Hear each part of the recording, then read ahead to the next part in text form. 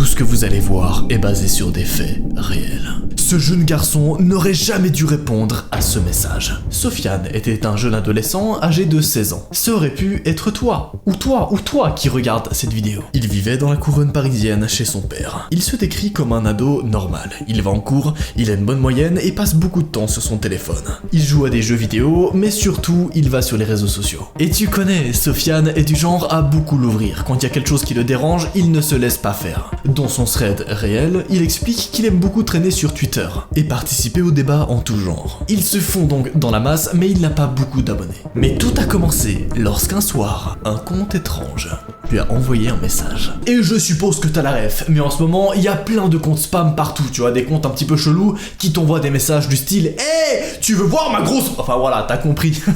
En général, Sofiane bloque ces gens ou juste les ignore. Mais un jour, un message va attirer son attention. Ça provenait d'un certain Jérémy 0408PC. C'est le nom du mec. Et sur ce message-là, il y avait littéralement les coordonnées de Sofiane. Donc imagine une seconde, t'es là tranquillement en train de regarder ta série Netflix, quand soudain tu reçois un message d'un mec qui t'envoie tes propres coordonnées, genre ton adresse, où tu habites, etc. Mais Sofiane se dit que c'est certainement un spam et il décide de ne rien faire. Quelques secondes plus tard, il reçoit avec ça un message qui dit « Je sais où tu es, je sais qui tu es. Je viendrai et je vais te tuer. » Bien sûr, je pense qu'on le comprend tous, mais c'était beaucoup trop gros. Il se dit, ouais, c'est un mec qui me fait une blague, c'est trop drôle. Aucun psychopathe écrirait ce genre de message, genre c'est beaucoup trop cliché, on est d'accord. Alors, il va finir par bloquer ce compte, comme tous les autres. Et d'ailleurs, il va prendre la décision de ne pas en parler à ses parents, même s'il aurait dû le faire. Tu vas comprendre pourquoi. Quelques minutes plus tard, Sofiane reçoit exactement le même message provenant d'un autre compte. Encore une fois, il va prendre son téléphone, le bloquer et passer à autre chose. C'est là qu'il recevra un troisième message provenant encore d'un autre compte. Là, ça commence à faire beaucoup. Alors Sofiane décide d'en parler à son père. Et son père, évidemment, comme tous les pères, va s'énerver. Puis, ils vont faire quelque chose qui est très malin. Ils vont appeler la police. Et ça, croyez-moi, beaucoup de personnes et beaucoup d'entre vous n'auraient pas osé le faire. D'ailleurs, notez... Je te vois. Qui m'envoie un message, je te vois. Attendez. Un mec vient de m'envoyer, je te vois. Je vais répondre, t'es qui? Bref, on s'en fout. Je vais hacker ton PC et retrouver où tu habites. Il est sérieux, lui? Attendez, parce que je suis préparé à ce genre de truc, moi. Je vais lui répondre ce que je réponds souvent. Tu es tombé dans le piège. De quel piège tu parles? Tu sais, petit hacker, à la différence de toi, j'ai activé NordVPN. Tu ne peux donc pas me retrouver, mais toi, c'est autre chose. Attends, dis-moi pas que tu utilises NordVPN. Ouais. Et d'ailleurs, ça me protège contre toutes les petites cyberattaques dont ton genre. C'est impossible! Je ne te crois pas! Écoute-moi bien, mec. Non seulement c'est le VPN le plus rapide du marché et le plus sécurisé, mais en plus de ça, tu peux accéder à n'importe quelle série du monde entier. Il y a un truc disponible aux États-Unis qui n'est pas encore sorti en France? Pas de problème, NordVPN est là pour ça. Les gars, c'est une dinguerie. Je me suis maté toutes mes meilleures séries avec ça. Et le pire, c'est que je les ai vues avant tous mes potes. Et attends, tu aimes les jeux vidéo? T'as une tête à aimer les jeux vidéo, toi, hein? Ça m'arrive, ouais. Y'a un jeu que tu aimes mais qui n'est pas encore disponible en France? Bam! Tu te connectes à un autre pays grâce à NordVPN et tu peux y jouer? En plus, c'est giga simple. 2 clics et tu es connecté. Regarde ça. Bon, j'avoue que là... Et attends! J'imagine que tu veux regarder YouTube sans pub avec YouTube Premium. Bah sache que si tu te connectes sur un serveur en Argentine et que tu prends un abonnement, tu paieras que 1 € par mois pour n'avoir aucune pub, c'est bon? Mais arrête! C'est trop bien! Je le savais. Bouge pas. Si tu es intéressé, tu fais un clic et tu peux l'avoir sur ton appareil. Va sur nordvpn.com/noavpn, le lien est en description, pour obtenir un abonnement de 2 ans plus 4 mois offert et complètement gratuit. Le tout avec une énorme réduction. C'est une dinguerie. Bien sûr, c'est totalement sans risque, car si t'es pas 100% satisfait, tu es remboursé dans les 30 premiers jours. C'est bon? C'est fait? Très bien. Reprenons avec l'enquête. Une enquête va donc tout de suite être ouverte, et après quelques jours, la police avait essayé de retrouver la trace de l'individu qui menaçait Sofiane de l'assassiner. Malheureusement, au début, ils n'ont rien trouvé. Et je précise que c'est au début, car après, t'inquiète pas qu'ils vont faire des découvertes plutôt bizarres. Pendant une bonne semaine, il n'a plus reçu aucun message de la sorte. Il pensait que c'était juste une mauvaise blague et que c'était fini. Mais Sofiane se trompait. Un soir, en revenant tranquillement du lycée, alors qu'il était à la boîte aux lettres pour récupérer un courrier, une femme se tenait devant l'entrée de l'immeuble. elle le fixait. Imagine que t'es là tranquillement, tu rentres chez toi, tu prends un truc dans la boîte aux lettres et là tu vois quelqu'un devant ton immeuble qui est comme ça. Bonjour, ça va ou quoi? C'est plutôt glauque, on est bien d'accord. Sofiane ressentit alors comme un frisson, comme si son instinct lui disait de ne pas ouvrir. La femme va alors lui demander gentiment d'ouvrir la porte de l'immeuble, en prétendant qu'elle habitait ici et qu'elle avait perdu ses clés. Sofiane était figé. Au début, il ne disait rien. Elle continuait de le fixer jusqu'à ce qu'une voiture se gare devant l'entrée. C'est là qu'elle finira par s'en aller. Mais qui était cette femme? Qu'est-ce qu'elle voulait? La voiture qui s'est garée, c'était son père, qui venait d'arriver. Il questionna Sofiane alors qu'il était encore paralysé par la peur. Après avoir discuté, son père va rappeler la police, et à leur arrivée, Sofiane décrit la femme, qui avait de longs cheveux bruns, elle était grande et mince, avec un teint très pâle. Bien sûr, c'est à partir de là que les policiers vont prendre cette enquête très au sérieux. Ils vont donc proposer à Sofiane et son père d'aller emménager dans un autre appartement le temps que la situation se calme. Mais il y avait un truc trop bien dans toute cette enquête, c'est que la meuf étrange qui s'est présentée devant l'immeuble a été filmée par des caméras de surveillance. Et les policiers ont retrouvé ces caméras de surveillance. Une semaine plus tard, après avoir scruté toutes les vidéos de surveillance du quartier, les policiers ont finalement pu retrouver cette femme. Et cette meuf, complètement psychopathe, était bel et bien la personne derrière les comptes étranges. Sofiane n'a pas pu en apprendre davantage, mais aujourd'hui il est en vie avec son père et vit tranquillement. Dans le doute, Sofiane utilise toujours un VPN pour se connecter à internet et pour éviter que ses informations fuitent. Avouez, c'est clairement badant. Et imaginez une seule seconde, qu'est-ce qui se serait passé si le père de Sofiane n'était pas arrivé à ce moment-là? Qu'est-ce que la femme aurait fait avec le jeune garçon, hein? Vraiment bizarre. Bref, passons à la prochaine affaire. Une conversation par SMS vraiment choquante. Pour ce nouveau thread, vous allez voir que c'est très particulier, car en effet, toute l'histoire se base sur un échange d'SMS. En gros, vous allez suivre l'histoire à la première personne en voyant les SMS défiler. Regardez ça. Cette conversation a été retrouvée dans le téléphone portable de Vincent, mais celui de sa petite amie, Fanny, n'a jamais été retrouvé. Regardez ce que la police a retrouvé dans l'historique des conversations de Vincent. Je vous préviens, âme sensible, s'abstenir. Vincent a d'abord envoyé à sa petite amie « Je me fais chier ce soir ». Sa petite amie répond « Moi aussi, tu viens chez moi ?»« Non merci, ta mère me supporte pas. Mes parents sont pas là, viens. » J'ai capté. Voilà la suite de la conversation. Mes parents voudront jamais. Mais on ne dira rien, ils ne le sauront jamais. Arrête Fanny, j'ai vraiment pas envie de bouger de chez moi là. En plus, j'ai ma rédac à finir. T'es sûr que tu veux rester chez toi? Je suis toute seule, tu sais. Et bah, on pourrait... Enfin, tu sais quoi? T'as compris? J'ai compris. Tout le monde a compris. Vincent répond donc. Attends, ça veut dire que tu veux vraiment le faire avec moi? Oui, j'en ai tellement envie. Ok, t'as tout ce qu'il faut ou il faut que j'emmène? Fanny répond alors. Emmène les tiennes, je t'attends. Sauf que rien ne va se passer comme prévu. Vincent a vite préparé ses affaires et, selon ses parents, est sorti par la fenêtre de sa chambre aux alentours de 9h10. Mais, quand il est arrivé chez sa copine, elle n'était pas là. Comment ça? Qui a envoyé les messages depuis le smartphone de sa petite amie alors? Environ 20 minutes plus tard, Vincent a essayé d'appeler sa petite amie pour comprendre qu'est-ce qui se passait. C'est là qu'il remarque que le téléphone de sa petite amie va se mettre à sonner sur la table. Sa petite amie est donc partie tout en laissant son téléphone sur la table. C'est étrange. Les heures vont alors s'écouler où il va attendre chez elle en attendant qu'elle revienne. Mais Fanny ne reviendra pas ce soir-là. Alors il va rentrer chez lui et le lendemain, il va s'apercevoir qu'elle n'est pas en cours. Il va donc tout de suite se diriger vers la police et tout dévoiler aux flics. Il va leur dire « Bon, j'ai reçu des messages apparemment de ma petite copine, sauf que quand je me suis rendu chez elle, elle n'était pas là. » Et la police va dire que Fanny est portée disparue depuis déjà 2 jours. Ce qui veut dire que les messages qu'il a reçus la veille ne provenaient pas de Fanny. À aucun moment. Ça veut dire que quand il s'est rendu chez Fanny, c'était pas Fanny qui envoyait les messages. Non, c'était quelqu'un d'autre. Heureusement, cette affaire s'est passée il y a 3 ans, et elle s'est bien terminée. Fanny a été finalement relâchée par le ravisseur qui s'est avéré être un mec un peu bizarre qui a été tout de suite emprisonné. On n'a pas spécialement plus d'informations sur le kidnappeur, si ce n'est que c'était un mec qui s'était évadé de prison. Aujourd'hui, Fanny et Vincent sont toujours ensemble, mais sont toujours choqués de ce qui s'est passé ce soir-là. Rapide comme affaire, mais plutôt efficace. Passons à la prochaine. Elle n'aurait jamais dû regarder ces photos.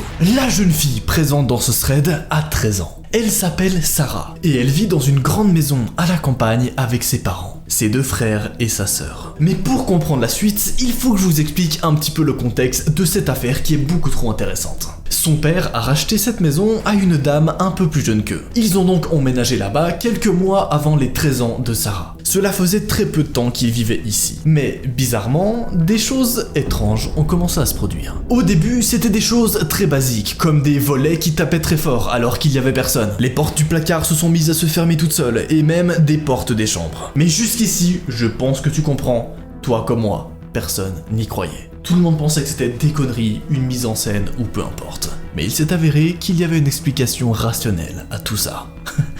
Bouge pas, je vais t'expliquer. Sarah, la jeune fille de 13 ans, n'avait pas peur. Au contraire, elle trouvait cela amusant. Mais une nuit, alors qu'elle allait aux toilettes, elle aperçut au bout du couloir de l'étage 2 silhouettes. C'était, au bout du couloir, 2 hommes. Les 2 étaient grands, l'un était mince et l'autre plus rond. On est d'accord ? C'est pas normal, hein? À aucun moment quand tu te lèves tranquillement pour aller aux toilettes, tu es censé voir 2 personnes en face de ton couloir, comme ça. Bonjour. Ce n'est pas normal. Qu'est-ce que c'est que ce bordel? Qui sont ces gens? Sarah prit peur et courut dans la chambre de ses parents. Alors bien sûr, ses parents vont se lever et aller vérifier dans le couloir s'il y avait bel et bien quelqu'un ou non. Mais il n'y avait plus rien. Ils l'ont rassurée et ils lui ont dit d'aller se coucher. Le lendemain, Sarah va raconter tout ça à sa grande sœur. Et sa grande sœur va l'engueuler parce qu'elle pense que Sarah a tout inventé pour la faire peur.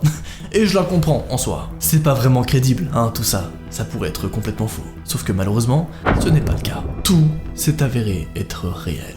Bordel. À ce moment-là, personne ne la croyait. Alors, la jeune Sarah se mit à faire des recherches. Elle va d'abord se demander, est-ce que c'est des mecs qui peut-être auraient disparu il y a quelques années et seraient réapparus, ou des choses dans ce domaine-là? Alors elle va taper 2 hommes morts avec le nom de sa ville. Ouais, c'est une recherche Google plutôt glauque, on est bien d'accord. En plein dans son enquête, elle va alors tomber sur un article de journal. 2 frères ont été retrouvés morts dans une grande maison suite à l'échec d'une opération. Le chirurgien chargé de cette opération a mystérieusement disparu, lui aussi. En voyant les photos de l'article, elle était bouche bée. Sur les photos de l'article, il y avait, en arrière-plan, sa maison. Sur les photos, il y avait un portrait de ces derniers. C'était bien les silhouettes qu'elle avait vues cette nuit-là. Lorsque ses parents sont rentrés au boulot, vers midi, elle décide de leur montrer sa trouvaille. Et ils n'en reviennent pas. Ils étaient pas du tout au courant de cette histoire. Alors, ils vont tout de suite appeler l'ancienne propriétaire pour essayer d'avoir plus de réponses sur cette affaire vraiment étrange. Avant d'évoquer le drame, ils l'invitent à passer prendre le thé chez eux, l'après-midi même. L'ancienne propriétaire arrive chez eux, ils s'installent et commencent à discuter. Sarah, la jeune fille de 13 ans, était cachée dans l'escalier pour essayer de tout entendre. Plus tard dans la conversation, avec l'ancienne propriétaire, son père va donc venir au fait. Il va montrer l'article à la femme, et son visage va devenir blanc. Elle se mit à pleurer. Et après s'être calmée, la femme va expliquer la situation. Rappelez-vous, un chirurgien qui avait mené l'opération sur ces 2 hommes avait disparu. Eh bien, ce chirurgien-là était en fait la mère de la propriétaire. Il habitait ici il y a quelques années et avait même son cabinet médical sur place. Il devait opérer au même moment 2 frères, mais celle-ci fut un échec et les 2 personnes sont apparemment mortes. Son père a tout de suite pris peur et s'est enfui. Les autorités ont fini par arriver sur place, à la maison, et ont découvert donc 2 cadavres. Et aujourd'hui, le chirurgien qui a mené cette opération est toujours porté disparu, depuis 2 ans. Et après avoir fait cette découverte, les phénomènes étranges se sont tout de suite arrêtés. D'ailleurs, ça n'a jamais été des phénomènes étranges. Tout a été expliqué de manière rationnelle. D'abord, rappelez-vous les 2 silhouettes qu'elle a vues dans son couloir. En réalité, c'était tout simplement des ombres d'arbres. Oui, en face de ce couloir, il y avait en réalité une fenêtre et 2 arbres qui donnaient sur une ombre présente dans le couloir. Et lorsqu'on regardait cette ombre le soir, on avait vraiment l'impression qu'il s'agissait de 2 personnes, alors que pas du tout. Mais tu connais, quand t'as 13 ans, tu flippes un peu pour n'importe quoi, et pour le coup, c'était complètement faux. Il y avait donc pas d'esprit, rien d'étrange, juste en effet une histoire de meurtre qui s'était passée 5 ans plus tôt dans la maison. Tout a basculé lorsqu'un individu étrange lui a rendu visite. Ce thread réel concerne l'histoire de Mathieu. Dans son thread, il explique que c'est un étudiant de 19 ans. Et durant les vacances, il est livreur de pizza. Ouais, c'est plutôt basique comme métier. Il explique qu'il économise pour pouvoir payer ses études. Un jour, il reçoit une commande de 4 pizzas à livrer dans une maison un peu éloignée de la ville. Cette maison se situait dans un quartier assez calme, et il n'y avait personne. Arrivé sur place, c'est un homme qui récupère sa commande et le paye. Tout va pour le mieux, Mathieu donne la pizza à l'homme, et l'homme ferme la porte et repart après avoir payé. Une commande qui se passe à merveille, comme toutes les autres.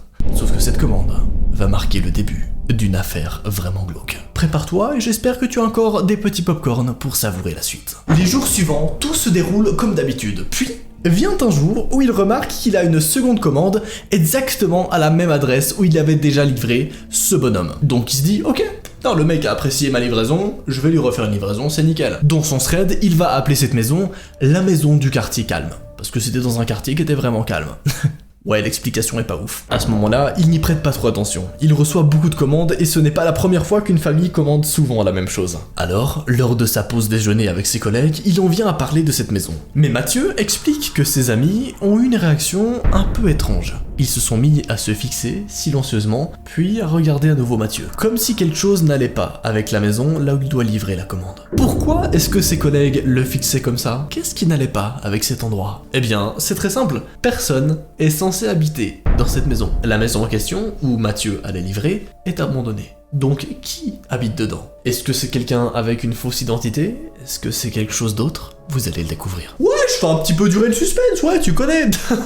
La maison était censée être inhabitée depuis maintenant 5 ans, suite à un suicide. Mathieu appuie sur le fait qu'il livre maintenant depuis plusieurs jours là-bas et qu'il y avait bien un homme qui lui répondait. L'un de ses collègues, Francis, va alors se moquer de lui en lui disant qu'il voyait des fantômes. Mais Mathieu va lui répondre qu'il n'avait qu'à se rendre sur place pour vérifier, Et d'ailleurs, c'est ce que Francis, son collègue, va faire. Il va aller vérifier sur place s'il y a vraiment quelqu'un qui habite dans cette maison abandonnée. Accompagné de notre collègue, Camille, il se rend à cette maison un jour de congé. Quand il frappe à la porte, personne ne répond. Il y avait un silence lourd, pas un signe de vie. Le lendemain, Francis et Camille vont alors dire à Mathieu qu'il y avait personne dans cette maison et que Mathieu a livré un truc à quelqu'un qui n'habitait pas là-bas finalement.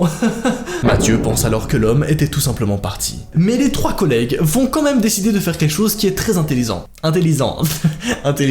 Ils vont en parler à leur patron. Et le patron va quand même prévenir la police qu'il y a un petit problème avec cette maison abandonnée. À la fin de la journée, un policier revient les voir. Ils avaient bien fait de les appeler, car personne était censé vivre à l'intérieur. Là-bas, ils ont retrouvé un tas de cartons de pizza vides, à côté d'un sac de couchage. L'homme, qui avait rencontré Mathieu, était en fait un sans-abri qui voulait vivre sous un toit, et qui cherchait simplement à se nourrir. Il a tout de même été arrêté par la police, puisqu'il s'était installé dans une maison qui ne lui appartenait pas. Et d'ailleurs, cette affaire se termine beaucoup trop bien, car une fois, il va recroiser ce sans-abri dans un parc, et le sans-abri va le remercier en mode merci beaucoup de m'avoir nourri durant tout ce temps, c'est super gentil, etc.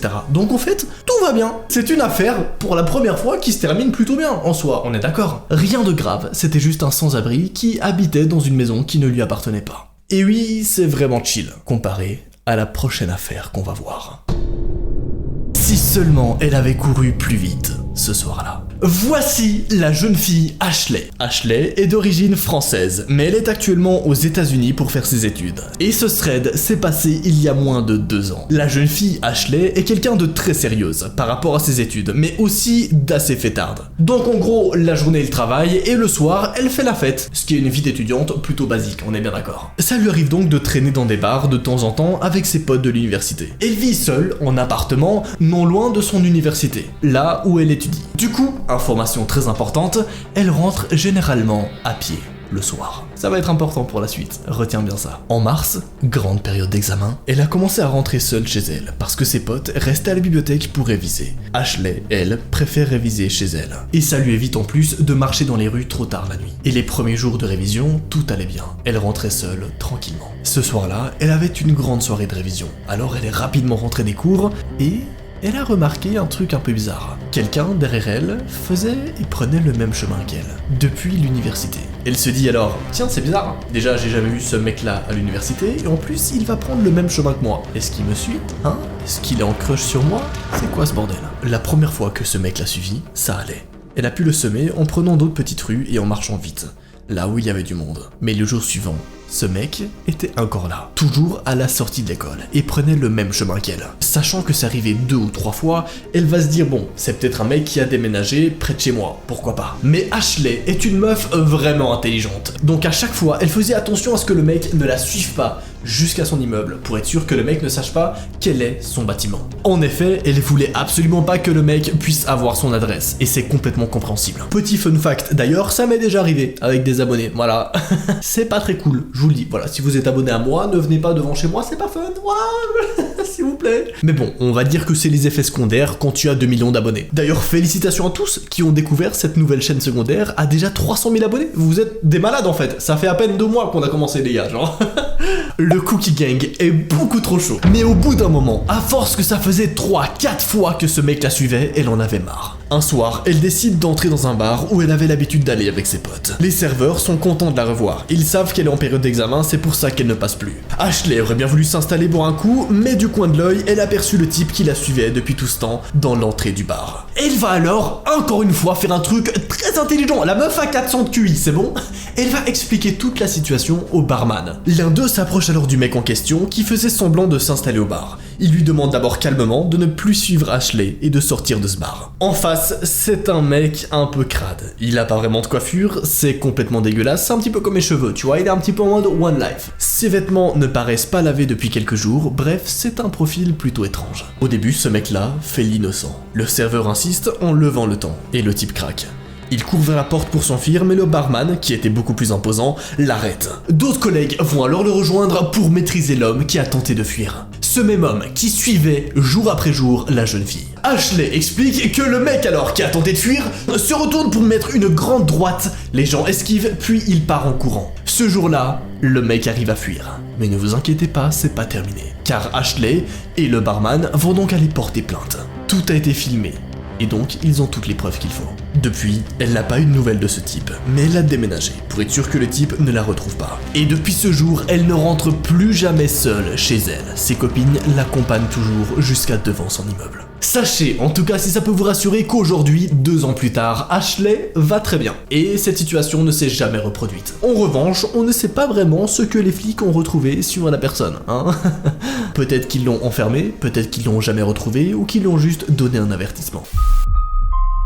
Sa crush lui a fait une surprise vraiment étrange. Et ce thread pourrait arriver à n'importe quel moment, car il concerne un jeune garçon qui s'appelle Naël. Il a 18 ans et c'est un garçon assez timide au lycée. Mais néanmoins, les gens l'apprécient beaucoup. Comme toi ou comme moi, il a sa petite routine chaque jour. Il va au lycée, puis à son cours de sport, et enfin, il rentre chez sa mère, se poser. Notez un petit élément important pour la suite, son père habite à l'étranger, pour le travail. Et évidemment, parfois, durant les vacances d'été, il passe voir son père en vacances. Au moins, il voyage un peu partout, et c'est cool pour un gars de son âge. Mais depuis quelques temps, il y a un truc qui est plutôt cool, ou du moins plutôt spécial. C'est que Naël parle à sa crush. Oh yeah. Depuis quelques temps, Naël parle avec une fille sur Instagram. Elle s'appelle Nina. Nina, cette jeune fille, a 1 an de plus que lui et elle habite juste à côté. On apprend aussi qu'elle fait ses études à la fac. Et au début, c'est incroyable. Le feeling passe super bien. Les deux s'adorent en toute amitié, évidemment. Nina avait déjà un petit copain et Naël pensait pas vraiment que ça allait devenir sa crush. Au fur et à mesure, ils se rejoignent dans chacune de leurs villes pour traîner la journée, faire les boutiques et boire un coup. Une grande amitié est sur le point de naître. C'est beau les formulations que j'utilise, hein, c'est magnifique. Caliente mucho grado. Une amitié qui ne plaisait absolument pas au petit ami de Nina. Parce que, je vous le rappelle, Nina a un petit ami, malgré le fait qu'elle traîne avec Naël. Après quelques mois, Nina avait des empêchements pour leur sortie entre potes, et il disait qu'elle avait des examens à réviser, ce qui est en soi une bonne excuse. Sauf que c'était tout simplement son copain qui l'interdisait d'aller voir Naël. Ce qui, en soi, je sais pas ce que tu en penses toi, mais c'est un petit peu compréhensible. C'est vrai que si Nina n'arrête pas de voir constamment le même mec, en plus de voir son copain, c'est un petit peu étrange, mais pourquoi pas, hein, on peut l'accepter. Ce dernier était un jaloux maladif. Il ne supportait pas qu'elle voie d'autres gars que lui, même si c'était en toute amitié, et même s'il n'y avait rien, a priori. En soi, il n'y avait pas de quoi s'inquiéter. Naël et Nina ont tenté de le raisonner, mais rien n'y fait. Un jour, le petit copain de Nina a même pris son téléphone pour bloquer Naël sur tous les réseaux possibles, histoire qu'ils arrêtent de se parler. Là par contre, il commence à être vraiment bizarre, on est d'accord. Franchement, c'était abusé. Il n'y a pas à être aussi intrusif. Certes, ils sortent ensemble, mais ça ne fait pas de Nina sa chose, son objet à contrôler. Et c'est ce que Naël disait. Et il a bien raison, on est d'accord. Toute cette histoire a créé des tensions dans le couple. Nina était très amoureuse et se laissait faire au début. Sauf qu'à force, elle ne pouvait même plus voir sa famille, tellement son copain était possessif. Et je te rassure, tu es absolument pas prêt pour la fin de cette affaire. Car jusqu'à maintenant, c'est plutôt tranquille. On a un copain super possessif, mais mis à part ça, rien de très incroyable. Vous allez voir que vous allez être plutôt choqués par ce qui va se passer. Heureusement, Nina trouvait toujours un moyen pour discuter avec Naël par message, discrètement, parce que son copain scrutait ses moindres faits et gestes. Naël était très triste et frustré. Ça peut se comprendre, il s'est lié d'amitié avec une fille qui pratiquait le même sport que lui. Ils avaient beaucoup en commun. On pourrait appeler leur relation un sorte de coup de foudre amical. J'y crois pas rien, mais ok. Naël a essayé de montrer à Nina que ce gars n'était vraiment pas pour elle, et que ça allait juste nuire à sa santé mentale. Mais comme on dit, l'amour rend aveugle. Elle pense en être rendu compte du problème chez son copain, mais peut-être pas assez. Elle n'arrivait pas à le quitter. Elle était comme prise dans un piège.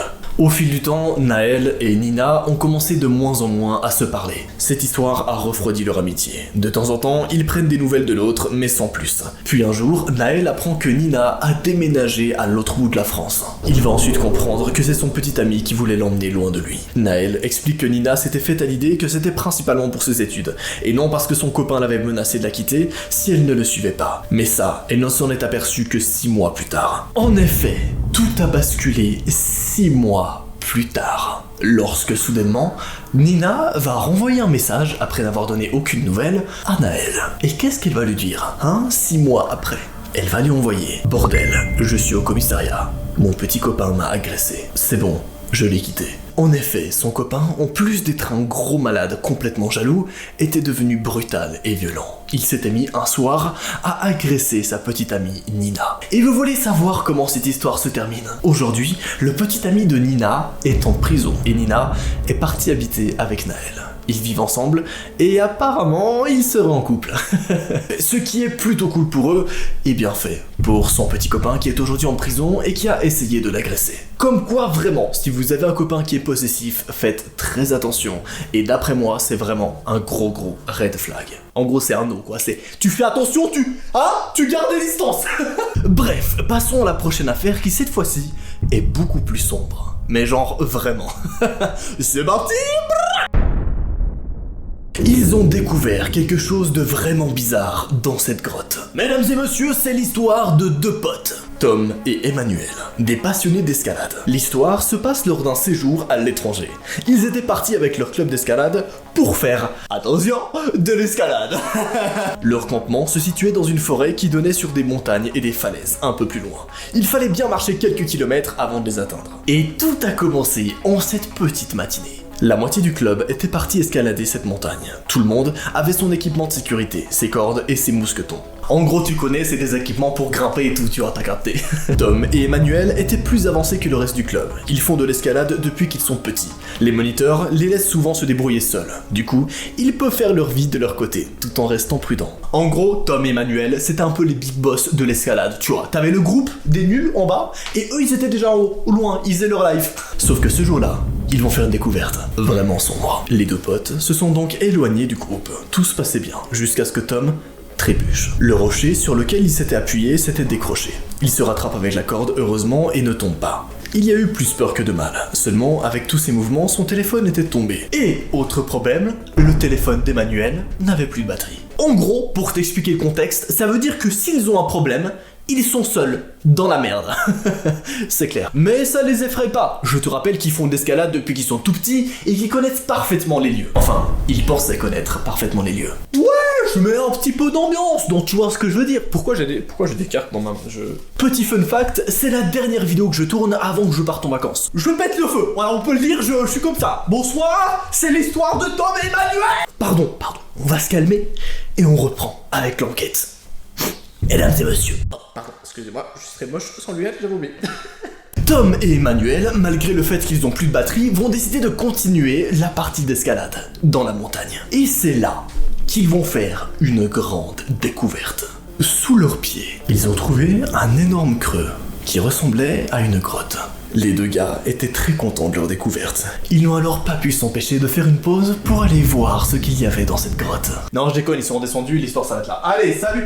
C'est une vanne. La grotte était assez étroite et petite, mais il y avait plusieurs galeries. Ils se sont enfoncés un peu plus grâce à leurs torches, et ils sont arrivés dans une grande salle. En effet, dans cette étrange grotte, il y avait tout au fond une énorme salle, qui était apparemment déjà habitée. Du moins sur les murs, il y avait des dessins, des graphitis et des tags.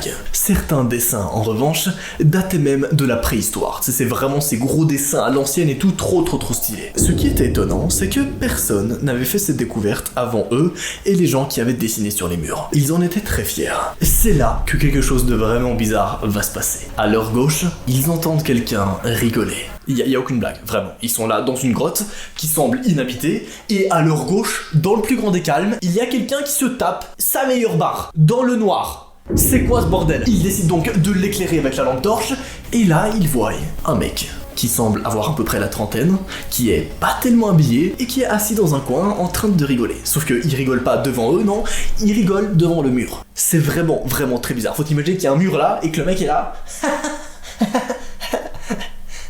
Qu'est-ce que tu fais, gros? Qu'est-ce que tu veux, un chocolat? Une banane? Faut pas hésiter, hein, faut pas... Évidemment, Tom et Emmanuel trouvent ça très bizarre, alors ils se cassent en courant le plus vite possible. Ils sont donc pas restés longtemps dans cette grotte, et ils ont repris leur chemin en direction du campement. Arrivés sur place, ils vont parler de leur découverte à tout le monde. Les moniteurs étaient fiers d'eux, mais étaient un peu choqués. La journée va s'écouler plus ou moins tranquillement, et ils vont faire des activités avec le club d'escalade tranquillement dehors. Mais quelques heures plus tard seulement, ils entendent un bruit qui va les traumatiser. Au loin, ils entendent comme un énorme bruit d'éboulement, comme si quelque chose s'était cassé, mais quelque chose d'énorme, comme un rocher par exemple. Ils apprennent alors qu'une façade de la montagne s'était écroulée. Et devinez où est-ce que cette façade était. Tom et Emmanuel se sont rendus compte que c'était la façade sur laquelle ils étaient, là où il y avait la grotte. Cette grotte qui aujourd'hui était complètement condamnée. Ils seraient restés quelques minutes de plus, et personne n'aurait pu les sauver. Sans leur téléphone, ils n'auraient même pas pu appeler les secours. Ça fait froid dans le dos. Mais ce qui est encore plus choquant, c'est que... Qu'est-ce qu'est devenu le mec qui était là, étrangement, dans la grotte? Sachez qu'on ne l'a jamais retrouvé. Mais il y a des chances qu'il ait peut-être survécu. Personnellement, ce qui m'intrigue le plus, c'est pourquoi est-ce que ce gars étrange rigolait tout seul dans sa grotte en regardant le mur. Et pourquoi est-ce que quelques minutes plus tard, cette même grotte s'est écroulée. C'est vraiment étrange. Et sachez que toute cette affaire est entièrement réelle. Quelqu'un était chez elle, sans qu'elle le sache. Ce thread concerne les deux individus, Jessica et Benoît. Ces deux-là se connaissent depuis qu'ils sont enfants. En grandissant, ils sont devenus amoureux, et ils se sont mis ensemble à leurs 17 ans. Ils ont maintenant 23 ans et sont fiancés. Mais jamais elle n'aurait cru vivre ça un jour. Qu'est-ce qui s'est passé, hein? Comment ça a pu autant partir en couille? Je vais t'expliquer tout ça. Bouge pas. Ça a commencé peu après leur fiançailles. Jessica est une jeune femme très active qui sort beaucoup. Mais, quelques jours après s'être mariée avec Benoît, elle a eu l'impression d'être suivie. C'est une impression assez particulière qui peut arriver à beaucoup de personnes d'ailleurs. Mais quand elle regardait autour d'elle, elle ne voyait personne. Cependant, ce sentiment ne la quittait jamais. Elle avait comme un mauvais pressentiment, constamment. Elle en a alors parlé à Benoît, mais il s'est moqué d'elle. Il lui a dit qu'elle devenait parano et qu'elle devait se calmer. Bien sûr, Jessica a écouté son mec et a commencé à essayer de se calmer. Mais c'est là que ça va gentiment partir en couille. Des incidents ont commencé à se produire. Un matin, 2 de ses pneus ont été crevés. Un autre jour, elle a failli avoir un accident parce que ses freins ne marchaient plus. Et un autre soir, en prenant son café habituel, elle s'est rendue compte qu'il y avait un drôle de goût et l'a jeté. Elle a été malade toute la nuit après ça. Elle est allée voir un médecin qui lui a prescrit une prise de sang, même s'il était sans doute trop tard pour relever des traces. Qui était après elle, bordel? On est d'accord que là, après tout ce que je vous ai raconté, c'est clairement pas normal. Cependant, ce qui est encore plus étrange, c'est que son mec, Benoît, ne semblait pas s'inquiéter. Pourquoi? S'il te plaît? Pourquoi dans ce genre de thread, il y a toujours une personne qui est là en mode « Non, t'inquiète mec, c'est le hasard ». Non! Un soir, Jessica devait passer la soirée seule. Benoît avait une réunion importante à son travail. Alors qu'il regardait la télévision, avec une assiette de spaghettis bolognaise, elle a entendu un verre se casser dans la cuisine. Elle ne s'est pas trop posé de questions, elle pensait que c'était le chat, mais elle avait tort.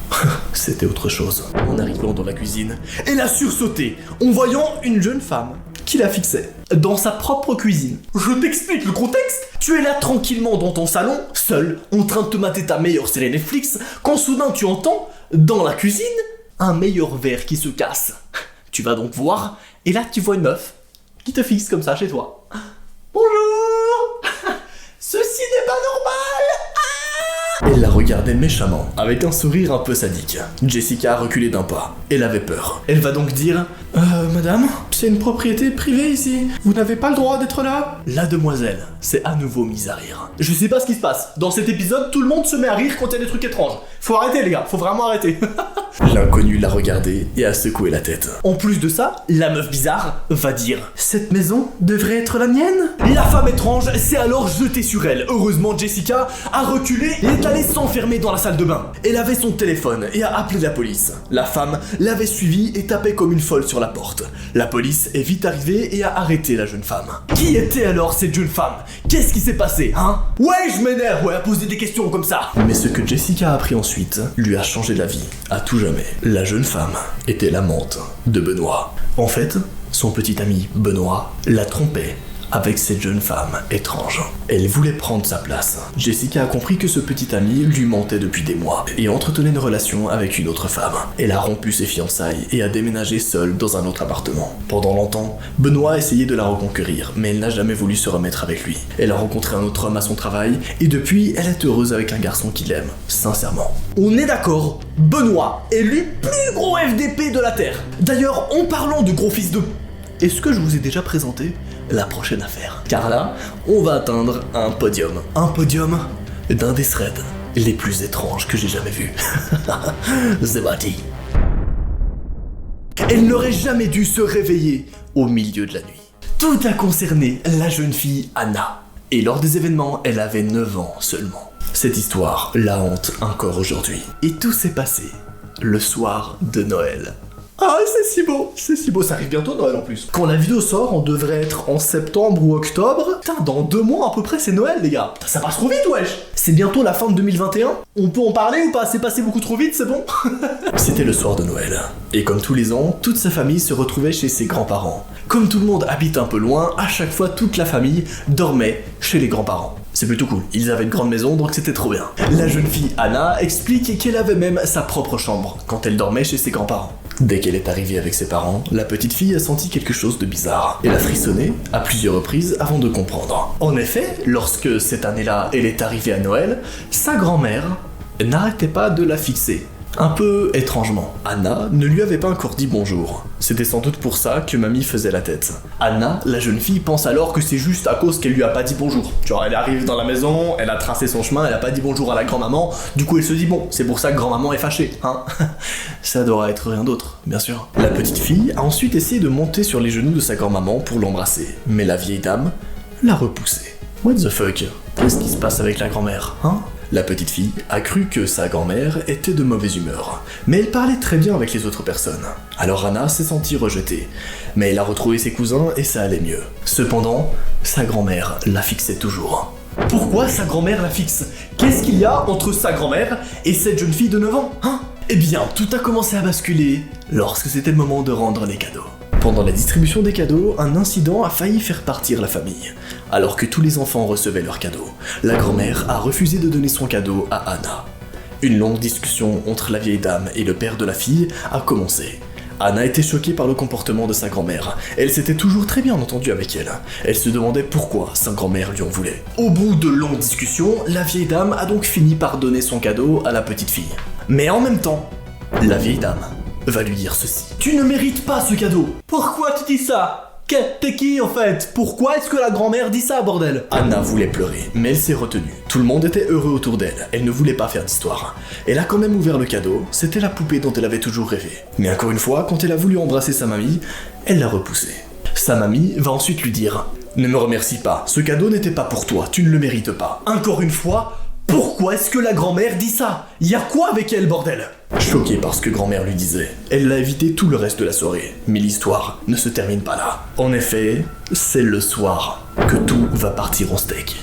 Enfin, partir en couille. Enfin, partir en cacahuète, quoi. Vers 1h30 du matin, Anna était très fatiguée et a demandé à aller se coucher. Sa mère l'a emmenée dans sa chambre et elle s'est très vite endormie. Mais vers 4h, elle a été réveillée par une personne qui marchait dans la maison. Une personne qui venait vers sa chambre. Au début, elle pensait que c'était un de ses cousins qui voulait aller aux toilettes. Parce qu'en effet, la salle de bain était juste à côté de sa chambre. Donc, tranquille. Pas de quoi s'inquiéter. Mais la personne a continué de marcher.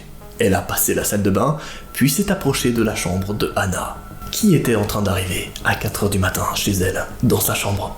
Anna a entendu la porte de sa chambre s'ouvrir et une silhouette petite et penchée y est entrée. Elle a reconnu sa grand-mère qui marchait doucement vers son lit. Au début, elle pensait qu'elle venait s'excuser, mais grâce à la lumière de la lune entre les rideaux, elle a vu que sa grand-mère avait dans sa main un long couteau. C'est bon ? Pourquoi sa grand-mère arrive dans sa chambre avec un couteau? Là, il y a un gros problème. Anna a hurlé de peur et a allumé sa lampe de chevet. La vieille dame l'a regardée avec un sourire mauvais avant de se jeter sur elle. Heureusement, son oncle, qui dormait à côté, a vite réagi. Il a retenu la vieille dame en hurlant qu'on vienne l'aider. Le père de la petite fille et un de ses grands cousins sont venus l'aider pendant que sa tante appelait la police. La vieille dame a ensuite plus rien dit jusqu'à ce qu'elle est arrivée en face de la police. À l'interrogatoire, elle a dit ceci. Ce n'est pas ma fille. Ce n'est pas ma petite fille. Ce n'est pas ma fille. Ce n'est pas ma petite fille. Elle répétait ça en boucle. La vieille dame a été examinée. Elle souffre d'une forme sévère de maladie d'Alzheimer.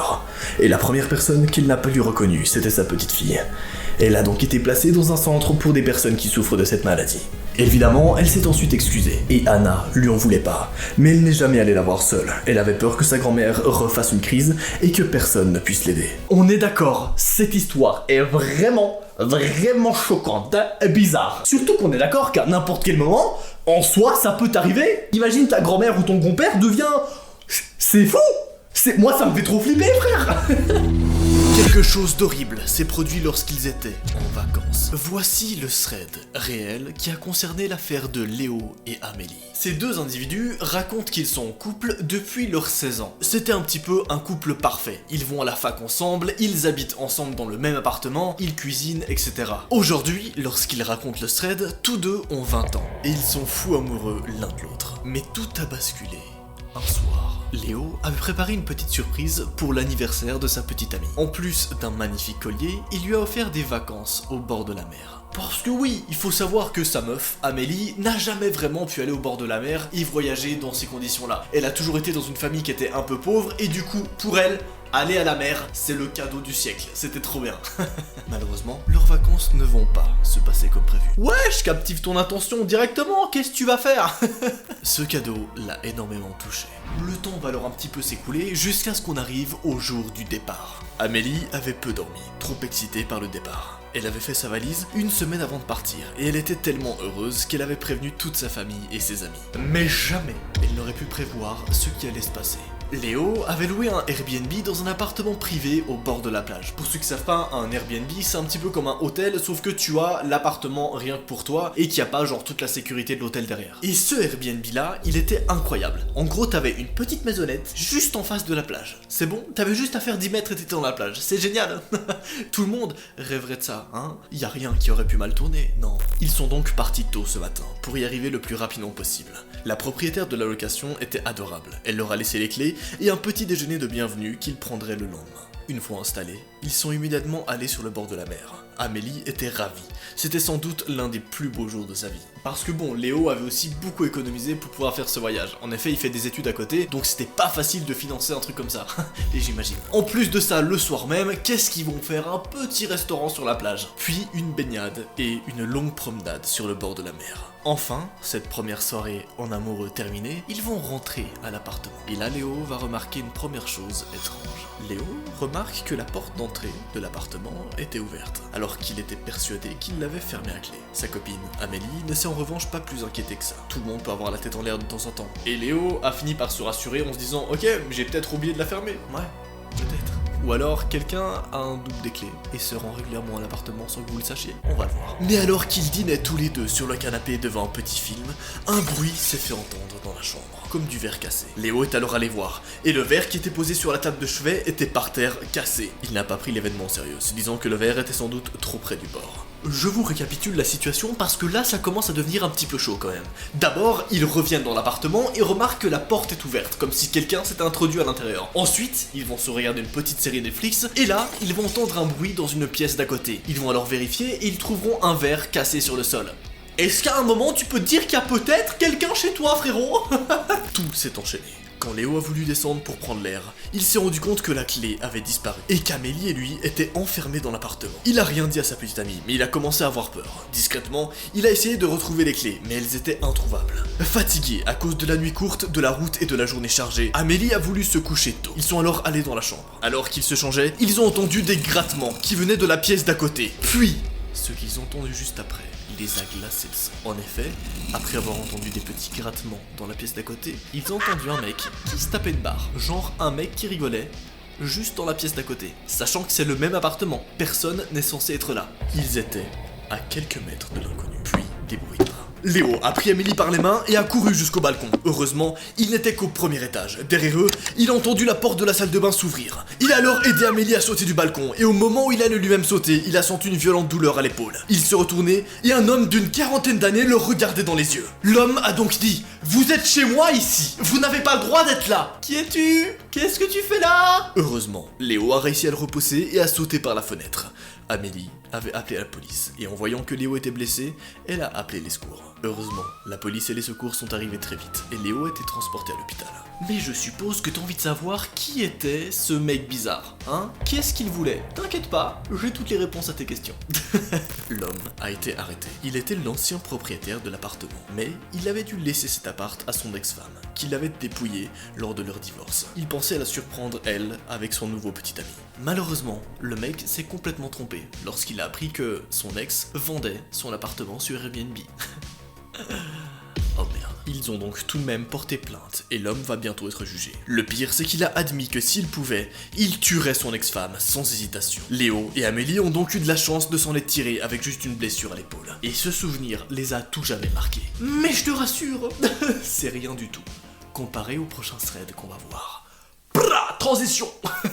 Quelqu'un les a suivis ce soir-là. Cette histoire se passe un soir d'hiver dans une petite ville. Jean et Lydie avaient 17 ans et fréquentaient le même lycée. Comme c'est une petite ville, ils se connaissaient depuis leur enfance. Ils étaient d'abord amis, puis ils se sont mis en couple. Un soir, alors que tous les deux rentraient chez eux, ils ont commencé à se sentir mal à l'aise, comme s'ils étaient suivis. Mais ils se sont retournés à plusieurs reprises sans voir personne. C'est étrange parce qu'ils avaient l'impression d'entendre des pas derrière eux. Qui les suivait?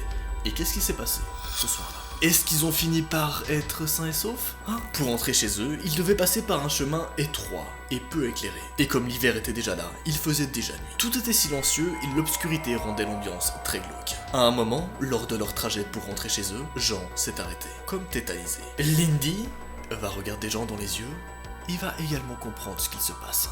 Derrière eux, pour la seconde fois, ils ont entendu des pas. Ils se sont arrêtés très vite, mais elle a eu le temps de les entendre. Les deux amoureux se sont regardés. Il leur restait 10 minutes avant d'arriver chez Jean. Là, la priorité pour eux, c'était de se mettre en sécurité. Ils ont alors accéléré le pas, mais la personne qui les suivait continuait de les suivre. Il leur semblait même qu'ils s'approchaient de plus en plus vite et qu'ils les rattrapaient. Jean a vite réagi. Il a pris la main de sa petite amie et s'est mis à courir. C'est là qu'en courant, derrière eux, ils ont toujours entendu des bruits de pas d'une personne qui courait. Bordel! Mais qui est à leur trousse? Qu'est-ce qu'il veut, hein? Ils ont été poursuivis jusqu'à la maison de Jean. Heureusement, sa mère laissait toujours la porte déverrouillée au cas où elle travaillerait dans son bureau quand il rentrait. Ils se sont précipités dans la maison et ont fermé la porte derrière eux. Et le thread aurait pu s'arrêter là, hein? Ils sont tranquillement rentrés chez eux, ont fermé la porte à clé et c'est fini. Sauf que non. Jean s'apprêtait à appeler la police lorsqu'il a entendu en bas quelqu'un crier et frapper à la porte. L'individu disait: « Hé, c'est moi mec, ouvre !» Qui était-ce? C'était la voix de son meilleur ami. Il a raccroché et est allé vers la porte, mais il a soudain eu un mauvais pressentiment. Il a regardé par le Judas, et c'était bien son meilleur ami, mais il avait un regard étrange. Il allait ouvrir, quand il a vu une petite lueur plus bas. Son meilleur ami tenait un couteau dans la main. Son ami a commencé à tambouriner la porte et Jean a appelé la police. Au bout de quelques minutes, le silence s'est fait. La police est arrivée et les deux adolescents leur ont tout expliqué. Ils ont arrêté le meilleur ami de Jean qui était tout simplement retourné chez lui. Au début, il a dit à la police qu'il voulait juste leur faire peur, mais qu'il était sans doute allé trop loin. Mais heureusement, la police n'a pas cru le mec. Elle a continué d'enquêter plus loin, afin de comprendre comment le meilleur ami de ce mec a pu se rendre chez lui avec un couteau. Vraiment bizarre. Il a fini par avouer que Lydie était son ex et qu'il ne supportait pas leur rupture, encore moins qu'elle soit mise avec son meilleur ami, et il voulait leur faire payer. En gros, Lydie a pécho le meilleur ami du mec psychopathe. C'est pas la meilleure idée qu'elle a eue, on est bien d'accord. Mais as-tu déjà entendu parler du thread qui concerne la jeune fille Luna, âgée seulement de 15 ans? Beaucoup d'entre vous en ont déjà entendu parler car elle a fait énormément de bruit ces derniers temps sur internet. Voici donc ce qui s'est passé avec cette prochaine affaire. T'as vu la transition? Elle était belle ou pas? Luna est une fille de 15 ans. Elle est en dernière année de collège, pas loin de Nantes. Comme la plupart des jeunes filles de son âge, elle a un crush. Enfin plutôt, une crush. Elle s'appelle Amelia. Et elle a le même âge qu'elle, et elle est dans sa classe. En effet, pour ceux qui ne savent pas, Luna est lesbienne, et elle a une crush qui est également dans sa classe, ce qui est tout à fait respectable. LGBTQ+, on est là. De base, ces deux filles, Luna et sa crush Amelia, sont de bonnes amies. Mais chez Luna, des sentiments amoureux sont installés. C'est plutôt mignon, non? Elle n'a en revanche jamais osé lui dire, de peur que leur amitié se brise à ce moment-là. Voilà donc où elle en est, perdue entre amour et amitié, t'as capté. Elle ne savait pas quoi choisir, révéler ses sentiments à Amelia ou les refouler pour préserver son amie. C'est alors que tout a commencé à changer. Un jour, Luna était dans la cour de récré avec son amie, ou plutôt sa crush Amelia, et deux autres copines à elle. Elles faisaient leur vie tranquille, jusqu'à ce qu'un garçon vienne les embêter, surtout Luna. Ce garçon-là, retenez bien, c'était Rémi, et il est venu casser les couilles à Luna. Il avait leur âge, mais ils n'étaient pas dans la même classe. Rémi et Luna se détestaient depuis la primaire. Ils ne savent pas pourquoi, mais ils ne pouvaient juste pas se blairer. Luna ne va alors pas tarder à le faire dégager pour qu'il puisse la laisser tranquille. Elle ne voulait pas qu'il lui gâche le seul moment où elle peut enfin discuter avec sa crush. Mais exceptionnellement, ça sera pas le seul moment. En effet, quelques jours plus tard, Amelia va inviter Luna à dormir chez elle le week-end. Amelia, qui est sa crush. Oh là là là là là là. Tu l'as donc très bien compris, sa crush va l'inviter à passer le week-end chez elle. Et faire dodo ensemble. Qu'est-ce qui va se passer, hein? C'était donc une super opportunité à Luna pour faire sa déclaration. Le week-end arrive, Luna est chez Amelia. Elle joue toute l'après-midi à Fortnite, et le moment du dîner arrive. Les filles descendent pour aider les parents d'Amelia à mettre la table. Sa mère évoque le fait que son frère revient bientôt du foot pour manger. C'est à ce moment-là que Luna est un petit peu perturbée. Elle est étonnée du fait qu'Amelia ne lui ait jamais parlé de son frère. Elle lui pose alors la question, mais celle-ci dit qu'elle l'avait déjà rencontré. Luna n'a même pas le temps de lui répondre que la porte d'entrée s'ouvre. Surprise, le frère d'Amelia n'était autre que Rémi, son ennemi juré. Bizarre, hein?